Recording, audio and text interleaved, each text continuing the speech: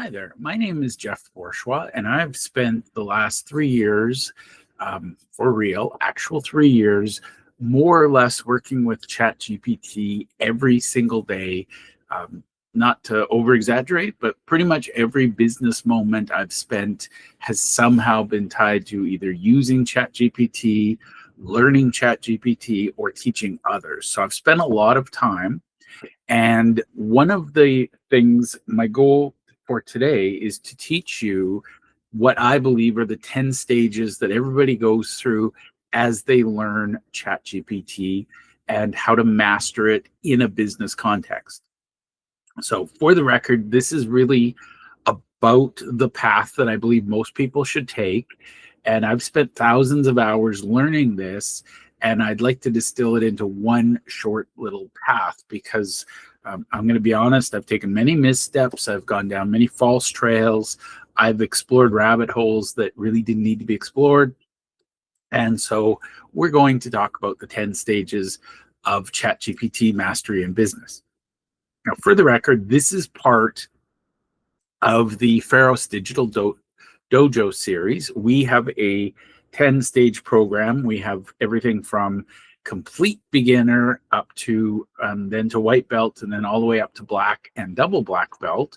And we've built this roughly following these 10 stages. And basically what I want you to understand is a lot of people try to do everything all at once.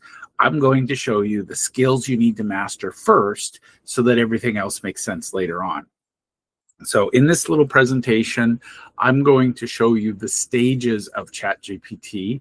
And for the record, I don't expect that you're going to fully understand everything, but the idea is I want you to understand the progression. And so if everything I say is perfectly clear, great. But really, you're probably going to have some things you're like, oh, I didn't know that. So that's where I would say you're probably going to want to start. So in the next 48 minutes, give or take, I am going to show you how I believe somebody should advance through learning ChatGPT. Now, a couple of things. Number one, I did not take this short path. I took the long route. As my kids say, I like to take the scenic route.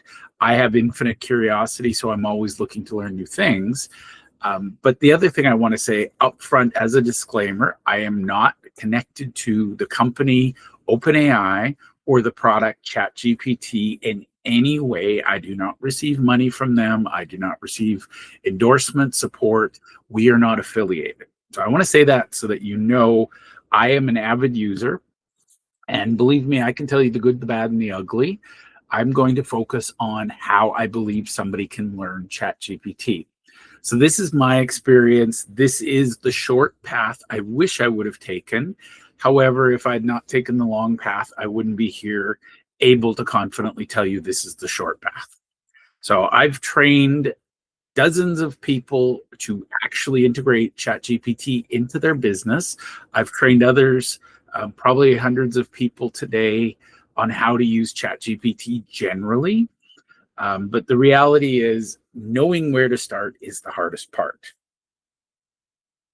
So I'm going to go through this, and this roughly ties to our 10 belt program, but not perfectly. And the reason it doesn't perfectly apply is there are some skills you need to really, really master, and there are other skills that will move you forward quickly. So some take time. The only solution is actual practice. Some can move quickly. So I will turn off my camera so it's not in our way. And let's just jump right in.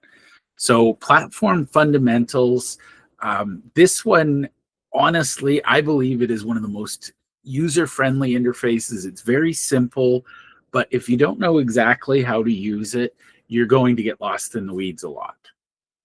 So what I teach people is to follow a path. I show you how to understand ChatGPT, know the difference between ChatGPT version GPT-5 versus version 4.0, 4.0, whatever you want to call it. But basically, a lot of people want to jump into how do I do this? How do I do that?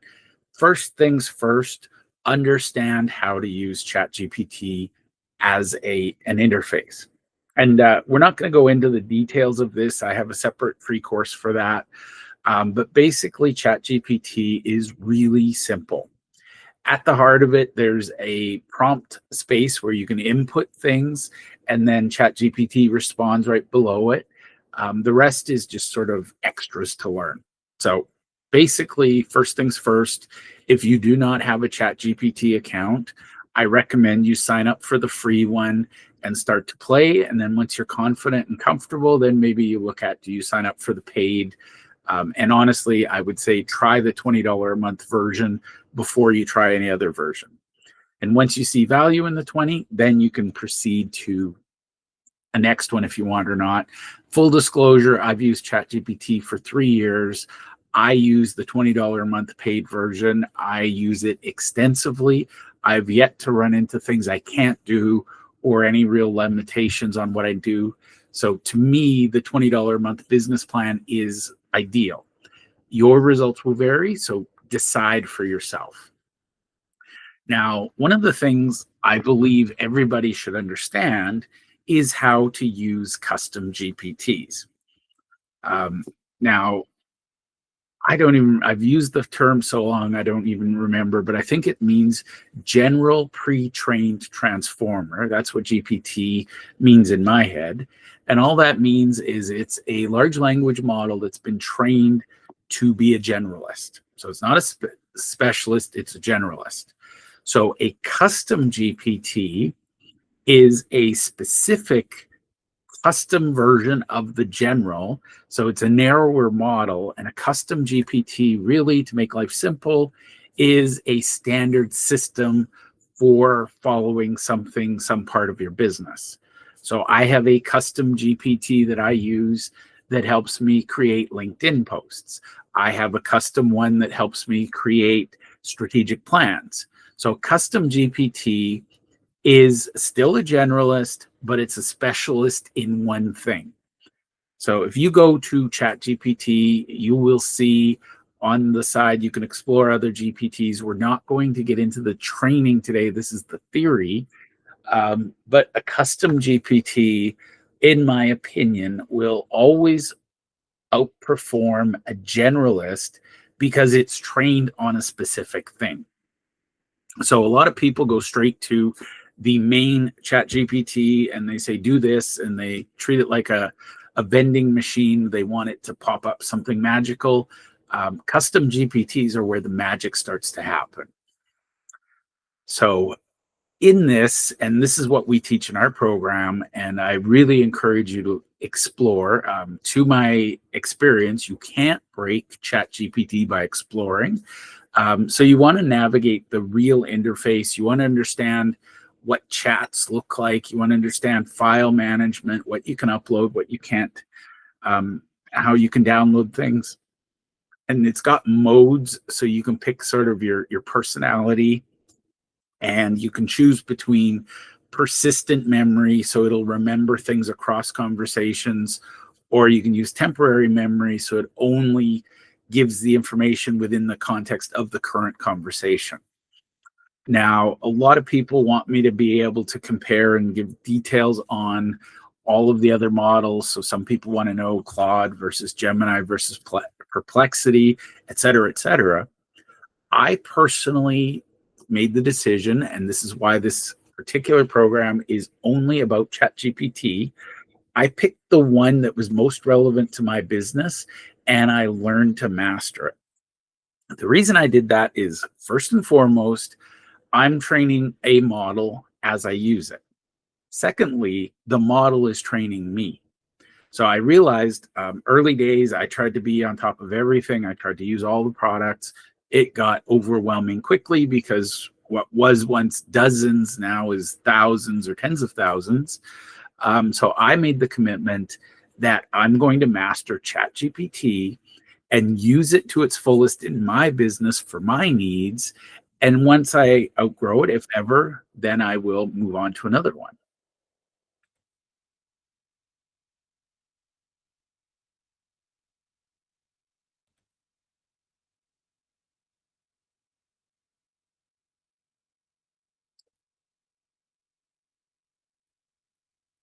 So my plan was at some point I would move on. I'm going to be honest, everything I do is in ChatGPT, so I've yet to find the need for others.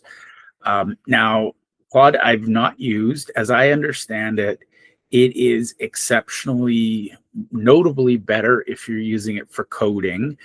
That's the only reference point I have. I've literally not used Claude in about a year, maybe more.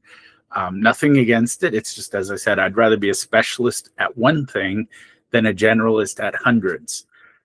Gemini, I use a lot. It is my alternate to ChatGPT. And the reason I use Gemini a lot is I am exclusively in the Google ecosystem. Everything I do internally, I use Google products. So Gemini integrates really well with a lot of them, and I use it for very specific things. What I find Gemini works really well is for cleaning up large transcripts from meetings. It's got a large capacity. The technical term is context window, but Gemini can handle a lot of context. So if I have a big project with big files to upload, I default to Gemini. And my recordings, I record everything using Google Meet. So it easily transfers over to Google Docs, which then easily transfers to Gemini. Now, Perplexity is a very special use case, and I'm not going to get into others because there's tens of thousands. Perplexity is really, truly a wrapper, and what it is, it's a custom model that was trained to do deep research. ChatGPT has come out with their own research model. I know a lot of people who say Perplexity is the only way to go. I've used it a couple of times, and the way I use ChatGPT, I would argue my results are as good as I was getting in Perplexity. So I realized I'd just rather, again, refine my ChatGPT skills, and then eventually I'd move on to Perplexity, but honestly, I've never needed it. So I will stress up front, if you're going to learn to use an AI model, you need to understand data privacy, terms of service, and responsible use. So this is old advice, but it's modern times. It's worth repeating. Do not do or share anything in ChatGPT that you would not want to see on the front page of a newspaper, or God forbid, at the top of your social media feed. So if it's confidential client information, if it's proprietary, secret in any way, and you don't want it shared, do not share it with ChatGPT. Read the terms of service. Every conversation you have is subject to review. So that means it is, number one, can be used unless you set the settings right. Your data can be used to train the model generally, and your conversation specifically can be reviewed for legal compliance, etc. And if you're seen to be breaking laws or at risk, they can and will have actually done this, share your conversations with local authorities. And responsible use, do not use this for jerk motives. If you want to use hate speech, write that yourself. ChatGPT, in my humble opinion, is a tool to do good in the world. Now, I will say garbage in, garbage out, brilliance in, brilliance out. So how you use it is going to determine what you produce. Now, the second stage is prompt mechanics. And there is a lot of nonsense and noise on the internet today about prompting. And for the record, my pet peeve is the one size fits all. Your life is going to change. Buy my prompt package. Garbage, I promise. The reality is prompts are only as good as how well they're customized to your use and how well they're tailored to you. So if anybody offers to sell you a pack of 500 prompts, it's worth exactly $0.00, because anything in bulk, anything mass produced, you're going to get average results at best, probably terrible results. Because one of the secrets that most people don't understand is if you create a set of 500 prompts and you run it in your ChatGPT, you're going to get good results. And obviously, if you think it's good enough to sell, you're probably getting better than good results. But the reality is your results are partly based on the prompts that you use. And this is the part most people don't understand. The other part is the memory. Your settings will shape the outputs you get. So if somebody says, buy my prompt pack and your life will change, they're selling you magic beans or snake oil. So I'm going to give you a structure, and we teach people how to prompt, because once you learn how to use ChatGPT, the next area where people struggle is how to actually get meaningful results. So we have a few frameworks that we use in our intermediate or our beginner. We talk about providing an instruction. So here's what I'd like to do. Here's the context. Here's what the output looks like. And then we also assign a role. So we will say, act as a LinkedIn specialist, act as a systems designer, whatever. We'll provide some constraints and say, do this, don't do that. And then we'll give it some iteration loops where, and all that means is it gives us an answer, we give it feedback, it gives us a refined answer, we give it feedback. Usually it takes 3 to 4 loops to get really good results. And once you're learning prompt mechanics, I use a lot of frameworks. I will use things that are universally true in my world. One of my favorites is the Pareto principle. I'm always looking for the 20% of my activity that gets me 80% of the result. Create some models and modes of thinking. Sometimes you want to direct, give me an answer, here's the problem, let's solve it. I use Socratic a lot. I'm going to be honest, it really annoys most people. What Socratic does is, the first thing is, you will be asked, what do you know about this topic? And then, what would you like to know? And then it's really about asking you questions to help you understand. A lot of people just want an answer. So I like Socratic because sometimes I don't know what I don't know, and I want to discover it. Other things, I do chain of thought. I also do brainstorming, where I scatter and spray and hope for the best. Think about how you think. And basically, in prompt mechanics, our goal is to find out how to get precision and repeatable results from the model. And if you can't repeat it, it didn't happen. That's just the way it is. Now, in prompt mechanics, one of the things I will stress in literally every belt, you as the user, the person sitting at the keyboard, are the adult in the conversation.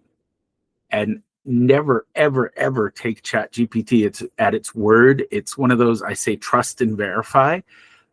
If you are an expert and you know something, validate your expertise over that of the model.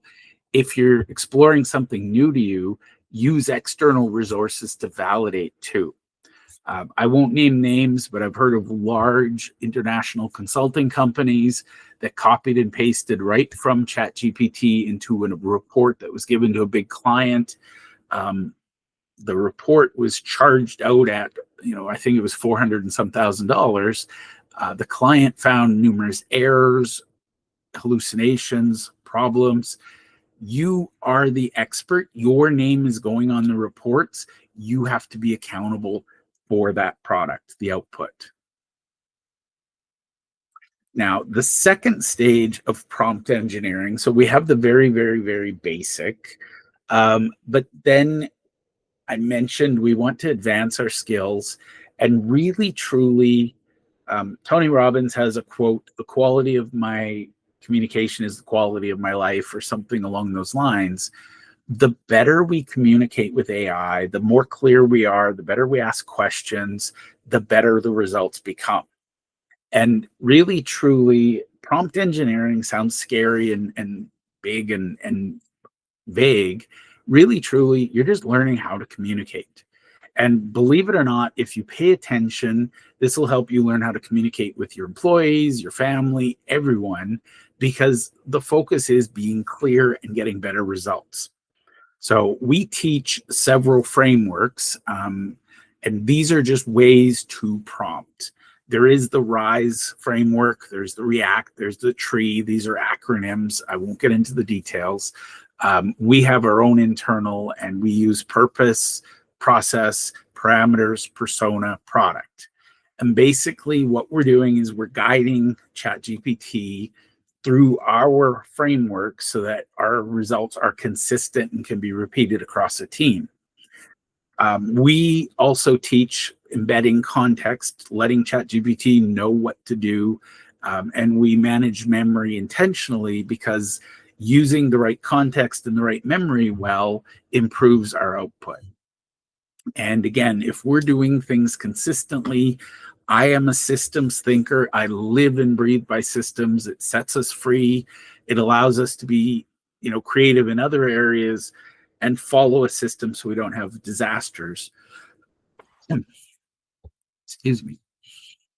But the key is we build internal systems, we document them, and really that's just reusable prompt templates that we can share across our team. And I personally have my own little prompt library. I've tested things and they've worked really well in the past. I use them.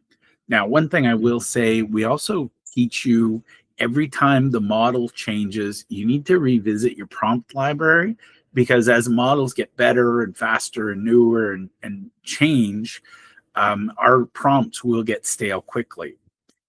So if you find somebody who has listed, I'm opposed to a list of prompts being sold at present date. For example, I'm recording this in October 2025.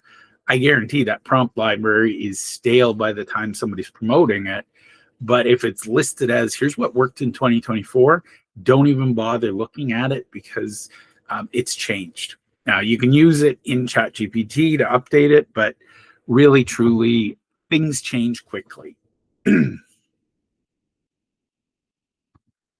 Now, here we get into practical. I did not create this course because I like to hear myself speak and I like to rant about prompts and so on. I created this course and this program because I am deeply passionate about helping entrepreneurs win. And so I created a lot of material, and I'll be sharing a lot. We teach people practical business use cases.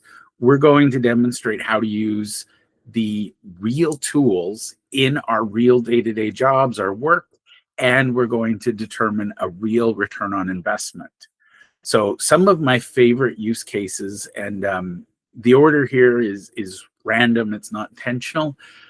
Marketing, you can use it to create content, you can create social media posts, you can write ads, website pages, everything and anything marketing related, outlines for workshops, you name it. Sales, it's amazing for creating proposals, email campaigns, follow-up, outreach, you name it. I like to create SOPs and standard operating procedures for everything. And so I'm going to give you my first little tip. This is actually pretty practical. What we do is have your best person perform a duty, whatever that is. And I generally focus on things that can be done on a computer, but anything that your best teammates do, have them record a video of them walking through doing the thing.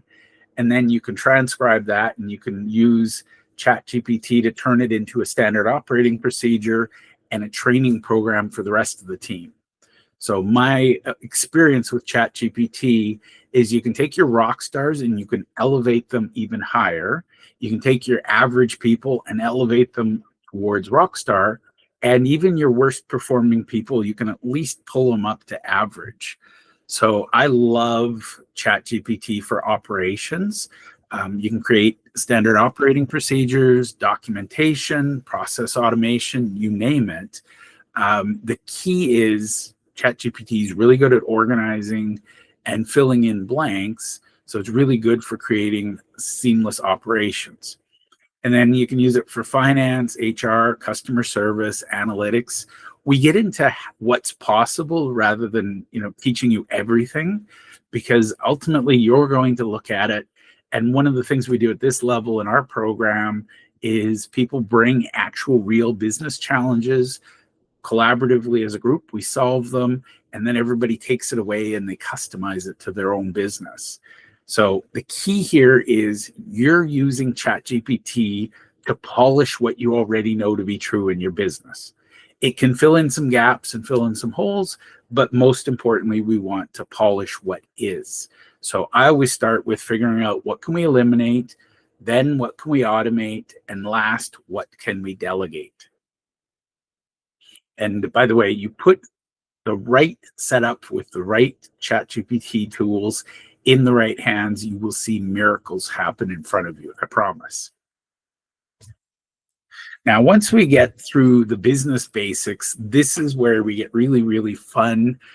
I will acknowledge this is also where we get really nerdy. Workflow design is one of my passions.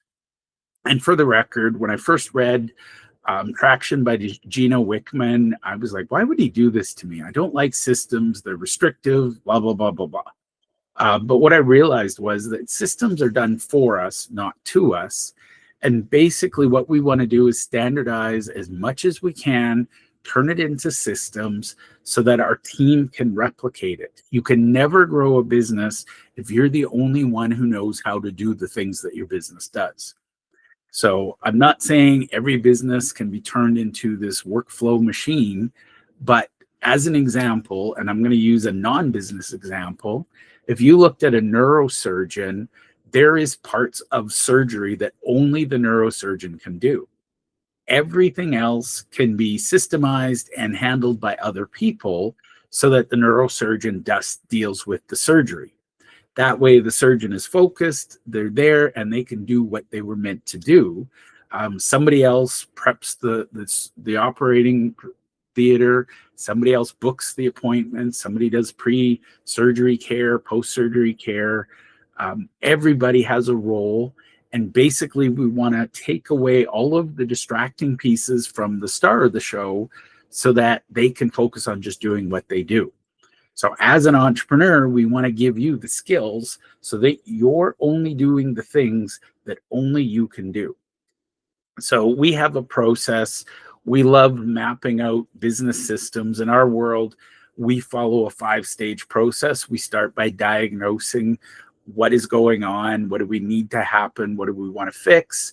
Then we recommend a solution. Again, I use ChatGPT to help me with recommendations. But they are my recommendations, so I need to validate and sign off on them. Once we've got the diagnose and recommend, then we get into the implement stage. This is where we actually start to do the thing we wanted to do. Then we look at maintaining. We want to know what metrics we're following, what KPIs, how do we know success from failure? And then once we've got through maintain, we want to look at it quarterly at least to optimize and see what we can improve. So some of the things we do in this level is we're going to translate everyday standard operating procedures into prompt-based workflows. So here we're starting to get to I call it augmented intelligence. This is where our humans are performing their tasks with the help of AI. So they're faster, better, smarter, more accurate, etc., not replaced. And in this mode, we're going to start integrating ChatGPT and maybe Gemini into our other tools. And this is where it stops being a tool that exists outside of our workflow and it becomes a tool within. So I'll show you how we set up a lot of things, including I use spreadsheets and Google Docs to track GPT projects and things. Some people like Notion and Airtable. We're not going to get into every possible scenario. We're going to show you our framework, and then you're going to figure out how it applies in your case. And then if you're starting to build workflows, you need to get really good all of a sudden at version control and knowledge management, because having materials on your hard drive or your Google Drive Having them and ensuring that your team knows where they are, knows how to use them, often two different things. So we get into collaboration and we start talking about ways to spread the knowledge amongst the team. And it is magical if everybody on the team is learning ChatGPT and improving their own jobs. People now have time to polish. And one of my little pet peeves, everybody says, oh, what if AI takes away my job? Reality is I like human in the loop. So here's another scenario. What if AI took away all the urgency in your job so that you had time to plan and make your job better? That's my approach. So by the end of this stage, we're getting pretty confident. We're starting to experiment. Now, once we understand our workflow, this is where we have a lot of fun. Custom GPTs, in my humble opinion, is one of the greatest leaps forward in business since the invention of the printing press. It is more revolutionary, in my opinion, than the desktop computer. What a custom GPT does is it systemizes internal intelligence and helps you understand how you follow your system. If you've ever been on an airplane, you probably know that pilots go through a pre-flight checklist. They have an in-flight checklist. They have an after-flight checklist. What ChatGPT does with custom GPTs is we design it so that you get repeatable outputs consistently. So you can get really fancy. I don't get into actions and APIs a lot yet, but you can use it to search files, summarize things. For me, I have an actual literal team of custom GPTs. I won't make your head explode, but I have roughly 430 as of yesterday. Each one is a specialist in one thing. Now, I know they're specialists because I train them, and I also know what they do because it's based on my knowledge and I train them. So I understand a lot of business aspects that a lot of people don't understand. I can tell you a lot about finance. I can talk about marketing and sales. My custom GPTs are all meant to help me do better.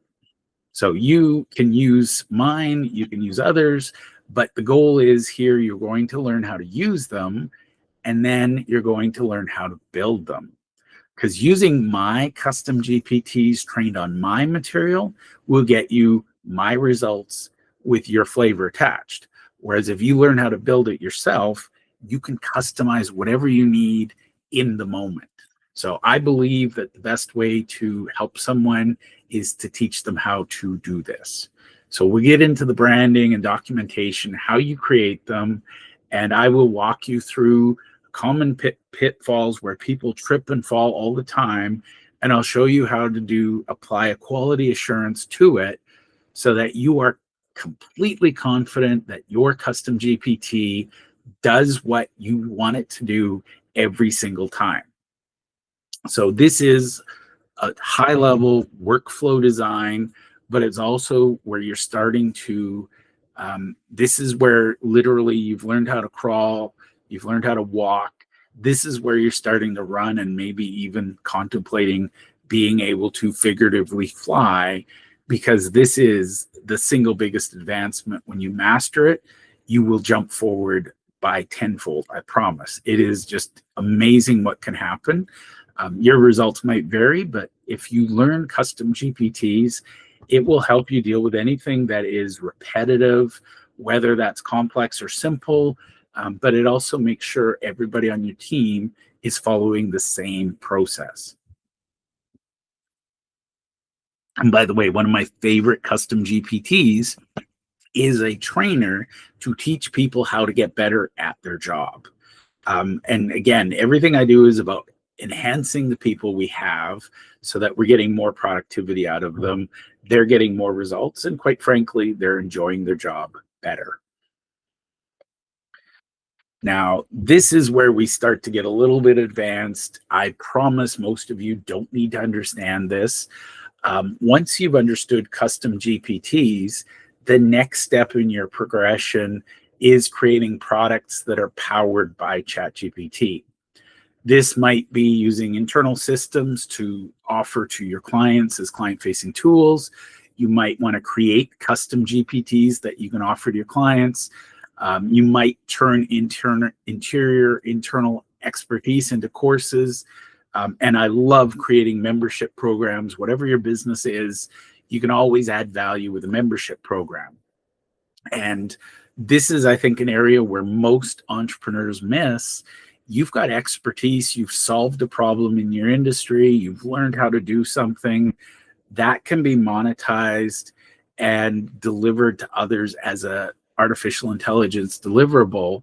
And then, of course, we cover the ethical and compliance considerations, because the minute you start creating AI tools that other people are going to use, you need to be aware of how to make sure they behave ethically, how they meet industry standards and follow your processes, and they're delivering compliant results.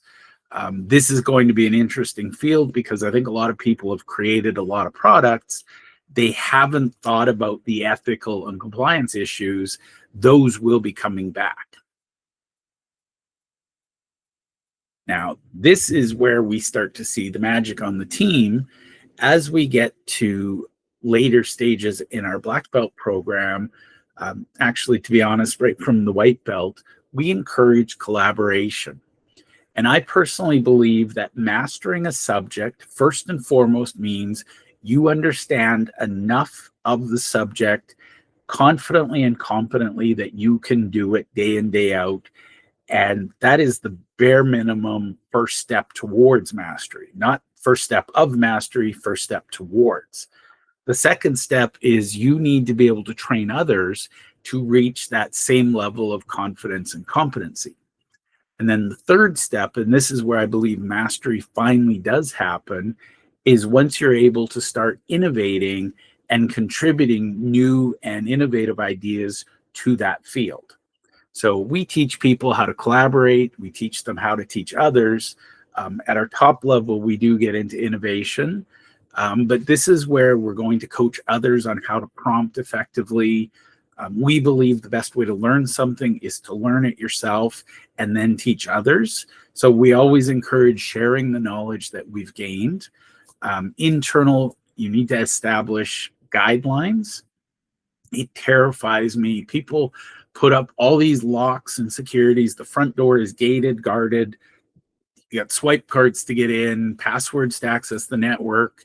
And then people are just putting proprietary data into ChatGPT, and it quietly sneaks out the back door. So we want to understand how people are using it. And this is where it becomes fun. We start to enhance the workflows so that we're leveraging our humans to the best of our ability, the best of their ability, and we're giving AI tools to support them. This is a lot like giving them a massive upgrade to their equipment, their tools. We want to make sure they're handling it appropriately. And we encourage our people to run internal workshops.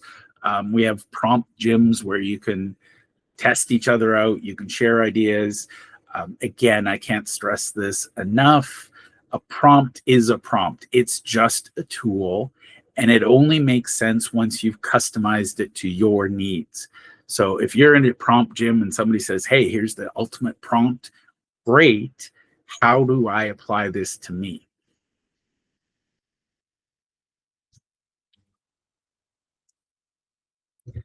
Now, as we get towards mastery, we want to start optimizing. And this is where it gets really fun, and it sounds like work, but I promise AI is doing most of the work. Here we're focusing on measuring, auditing, and improving. I think it was Peter Drucker who said what gets measured gets managed. What we're looking at is optimizing and improving. So, we might have our own flavor of prompt, but we want to optimize. And this is applying an experimental scientific method to it. A/B testing might sound complicated, but it's not. What we're doing is gaining confidence that we have the absolute best version for our needs. So we're looking at, are our prompts delivering the results we want? Are they consistent? Are they meeting or exceeding KPIs?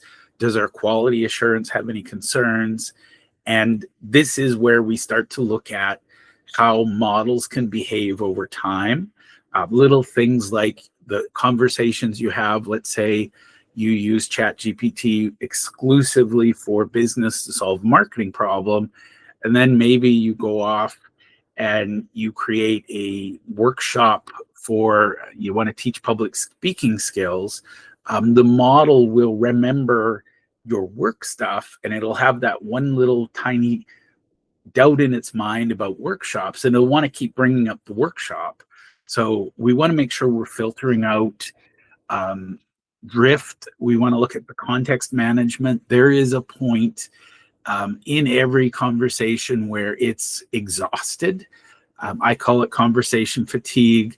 And it's literally like you were talking to somebody who's really, really intelligent, and then they stepped out of the room and they inserted a stunt double who has no idea. Literally, at some point, the conversation just goes sideways. That's not the point, the time to keep pushing. That's the time you look at it and say, no, I'm going to start a new conversation. And this was a big deal a while ago when ChatGPT upgraded to version 5. The version 5 was very different from 4.0. A lot of people complained. So you need to be monitoring this. And if that feels onerous, just know that ChatGPT is going to make you faster, smarter, more effective, more efficient. So a little time keeping that edge is worthwhile. And internally, we want to make sure we have human feedback loops where people can give feedback. If somebody's using a standard prompt and all of a sudden they get a really random result, the team needs to understand why that went sideways. We teach how to troubleshoot, but really, truly, this is about how can we be about 1% better today than we were yesterday. And then once we've got confidence in what our voice is and what our quality control is, that's when we can start to scale up. We can train more people on the team.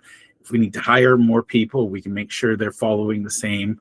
But you should always have somebody internally who is your AI champion. Their job is to always be communicating and following up and leading people. It might be you, the owner, it might be somebody on your team, but at the end of the day, somebody's keeping track of all of these changes. And then the final stage, this is where we do get to ultimate mastery.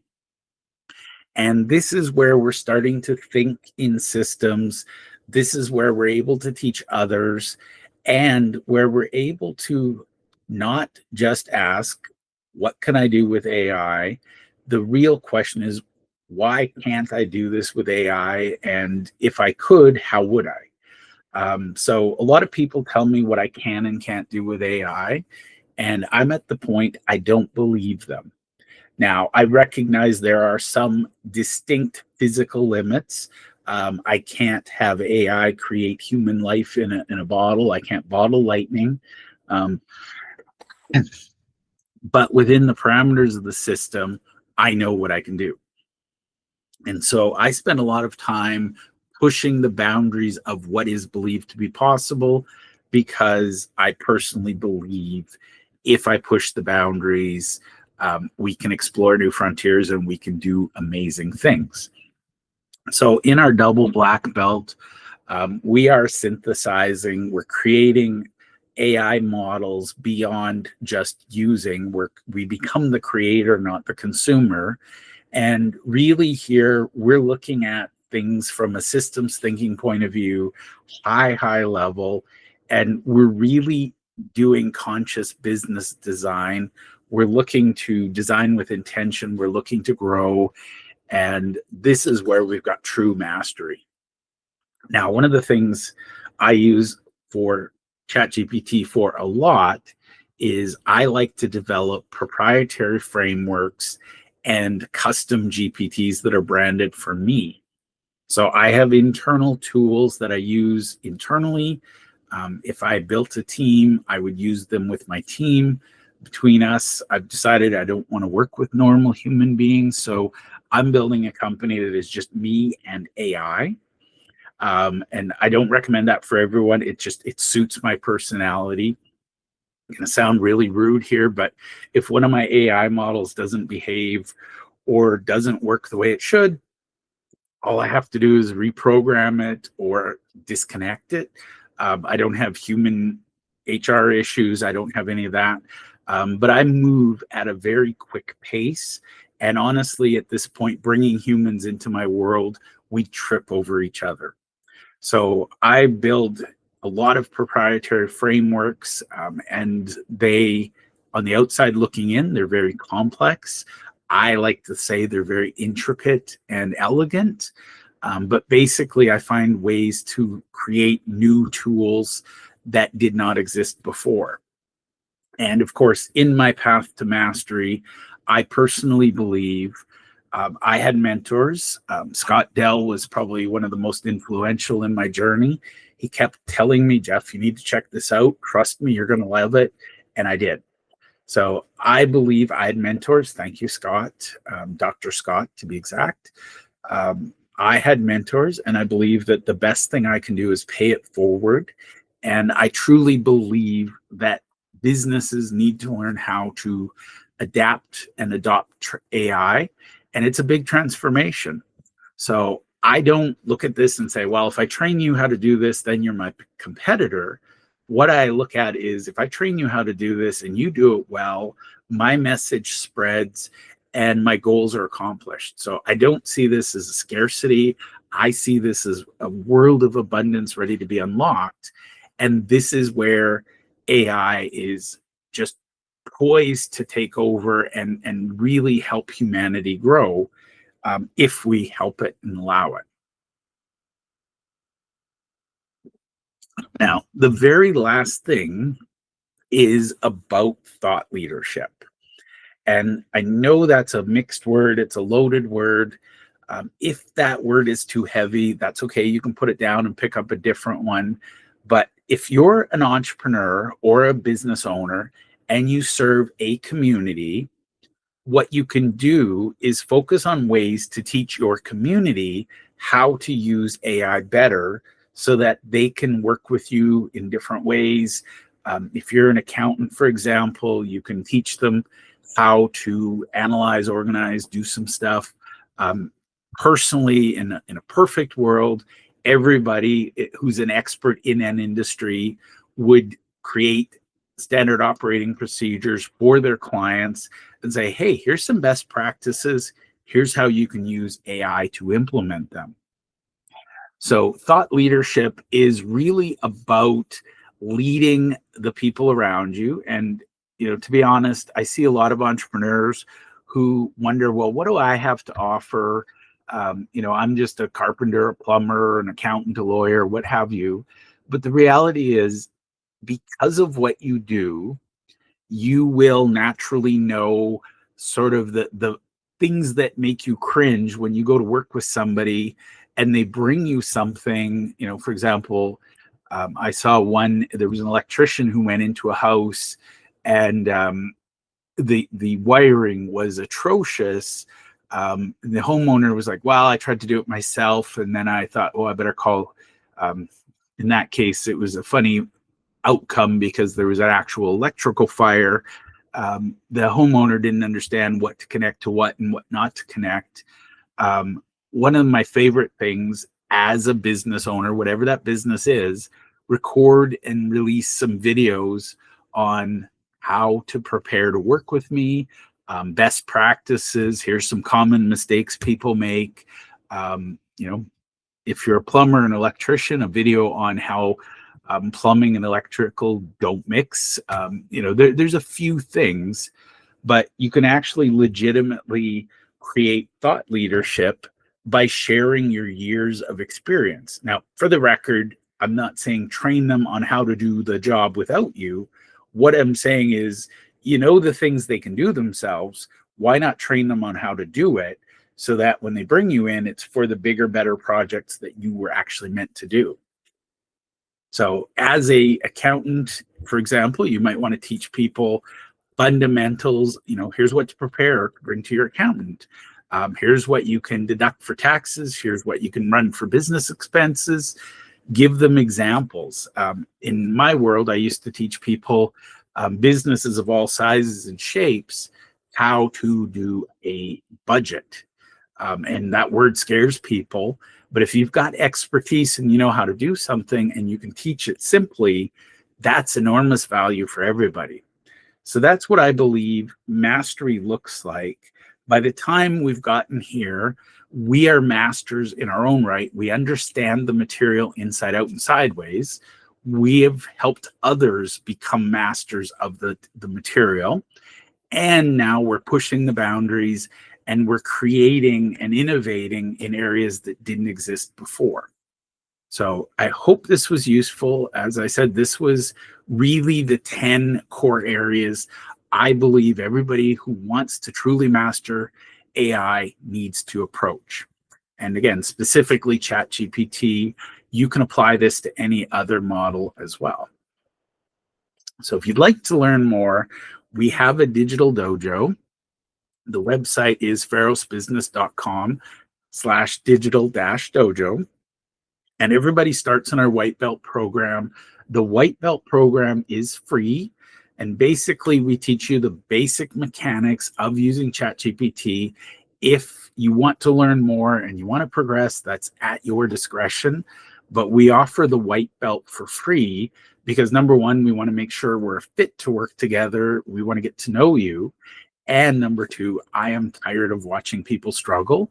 So we created this so that people can jump ahead and actually approach AI, ChatGPT specifically, with context and confidence. Thank you for your time.